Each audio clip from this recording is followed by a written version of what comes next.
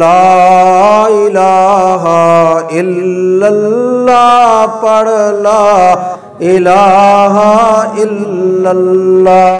کہتا جی کہ میرا بینک اکاؤنٹ جو ہے وہ سیونگ یعنی سود والا بنایا گیا تھا، مجھے بعد میں پتہ چلا تو اب میں نے اس کو بند تو کر دیا ہے، لیکن جو رقم ملی ہے سود والی اس کو بغیر ثواب کی نیت کے کسی غریب کو دے دے۔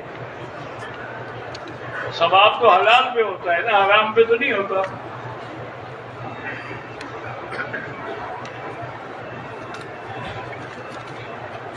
کہتے جی کہ ہم نے 11 ذی الحجہ کو دیوار سے پہلے کنکریاں ماری، اگلے دن ہمیں پتہ چلا کہ ہم نے کنکریاں صحیح ٹائم پر نہیں ماری، پھر ہم نے اس کا اعادہ 13 کو کر دیا، ٹھیک ہو گیا۔ مزدلفہ سے ہم 3:45 بجے نکل کے رمی کرنے چلے گئے، نماز فجر مینا میں پڑھی، دم پڑ گئی کیونکہ آپ کو تو فجر کی نماز مزدلفہ میں پڑھنی تھی۔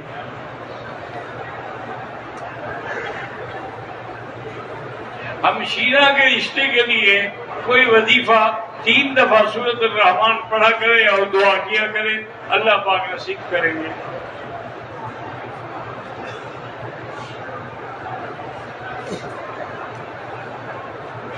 ایک دوست کا عرصہ دراز سے نکاح ہوا اور ابھی رخصتی سے بھی پہلے اس کی بیوی پہ جنات میں اثر کر دیا ہے، تو سورۃ البقرہ جو ہے ٹیلی فون میں فیڈ کر لے اور ہیڈ فون کانوں میں لگا کے وہ سنا کرے، انشاءاللہ اگر جادو ہے سحر ہے 3-4 دن میں ٹھیک ہو جائے گا۔ ایک ہے پڑھنا، ایک ہے سننا کہ قرآن کی آواز اندر جائے اور جن نکلے۔ ایک آدمی آیا، اس نے عمرہ کیا، پہلا عمرہ کر لیا، دوسرا عمرہ عائشہ مسجد سے احرام باندھ کے شروع کیا، طواف کا آخری چکر مکمل کیا اور گر کر بے ہوش ہو گیا۔ 2 دن ہوٹل میں رہا، سائی اور حلق چھوٹ گئی بہت کمزوری کی وجہ سے۔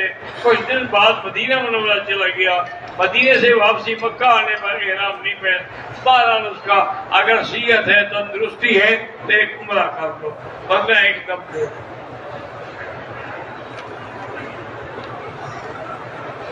زندہ آدمی کے لیے بھی حج عمرہ ہو سکتا ہے، ہاں ہو سکتا ہے اگر وہ کہے، نہ کہے تو خود خوشامد نہ کرو۔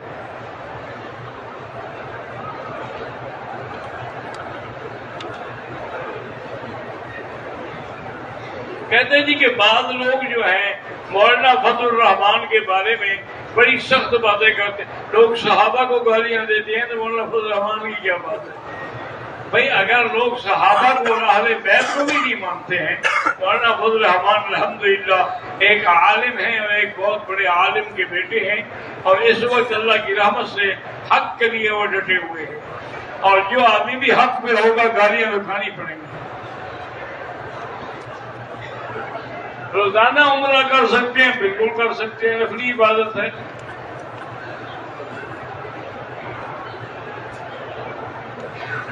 طائف گئے تھے، تھکے ہوئے تھے، واپس آ کے سو گئے، دوسرے دن ہم نے عمرہ پورا کیا، کوئی بات نہیں۔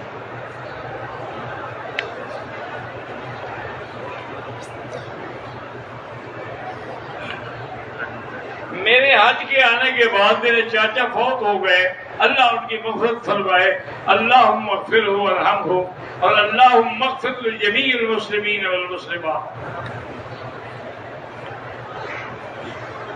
50 طواف کرنے کی حدیث کے بارے میں نے وہ حدیث نہیں پڑھی ہے، لیکن ایک طواف بھی اللہ کی اتنی بڑی نعمت ہے کہ سارے گناہ معاف ہو جاتے ہیں۔ سبحان اللہ، سبحان اللہ۔ حرم میں بھی نمازی کے آگے نہ گزرا کریں، اگر مجبوری ہو تو دور ہو کے گزریں۔ بعض لوگ کہتے ہیں کہ مسجد عائشہ سے صرف بی بی عائشہ نے احرام باندھا تھا، تو اس وقت بی بی عائشہ نے عمرہ نہیں کیا تھا تو انہوں نے باندھا، لیکن ساری زندگی وہ عمرہ کرتی رہی، اس لیے صرف بی بی عائشہ کا عمرہ کرنا جو ہے ہمارے لیے وہ کافی ہے۔